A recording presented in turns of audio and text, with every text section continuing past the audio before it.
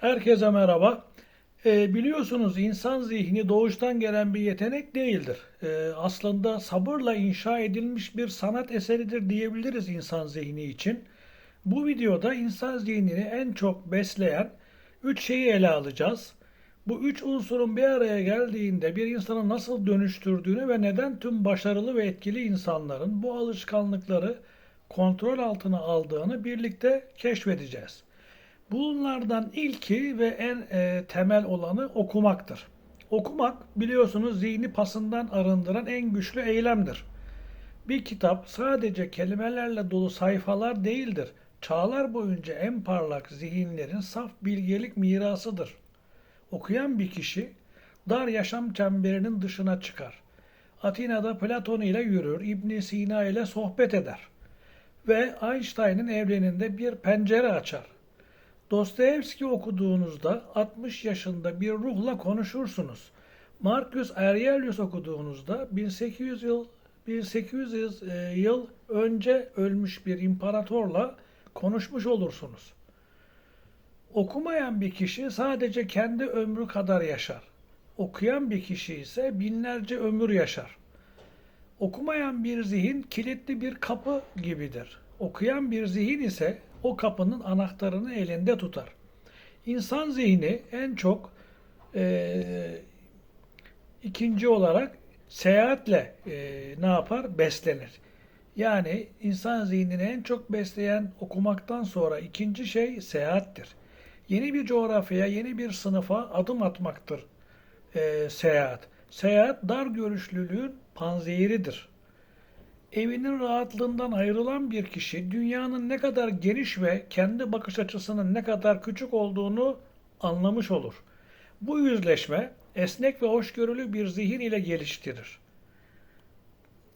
Dünyaya tek bir gerçek olarak değil, binlerce farklı renkte bakmayı öğretir insana seyahat. Okumak teoridir, seyahat ise pratik ve gerçek dünyayla bir yüzleşmedir. Evde otururken dünya işte böyle diye düşünürsünüz ama uçağa binip farklı bir yere gittiğinizde aynı gökyüzünün altında tamamen farklı gerçekler, tamamen farklı normaller olduğunu görürsünüz. Seyahat kibirin en hızlı ilacıdır.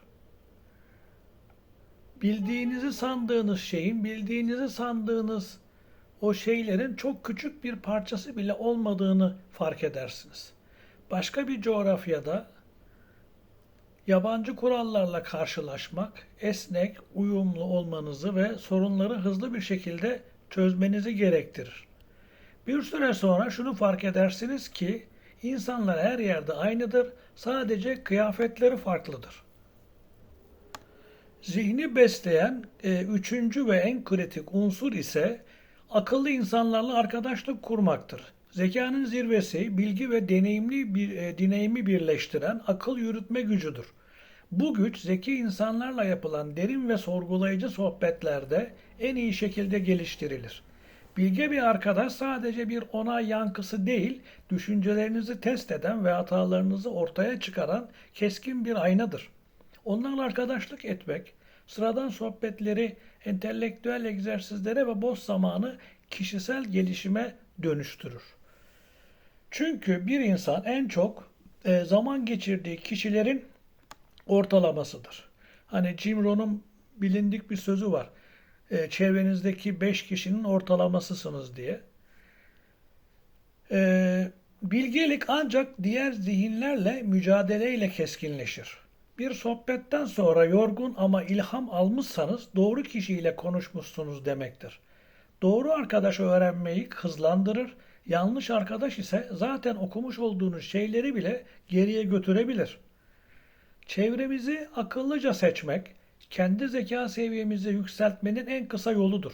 Sonuç olarak zeka pasif bir miras değil. Yani doğuştan çok böyle akıllı olarak doğmuyoruz. Zekamızı, aklımızı sürekli bakmalı, onu geliştirmeli, onu bir tarla gibi sürekli ne yapmalıyız? Sürmeliyiz. Çünkü zeka dinamik bir varlıktır. Yüzyıllar önce bir Afrika atasözü zeka için bu üç temel koşulu ortaya koymuştur. Bu üç koşulun hepsini hayatınıza dahil ediyor musunuz? Ya da hangilerini ediyorsunuz? Hiç düşündünüz mü? Umarım videomu beğenmişsinizdir. Hoşça kalın.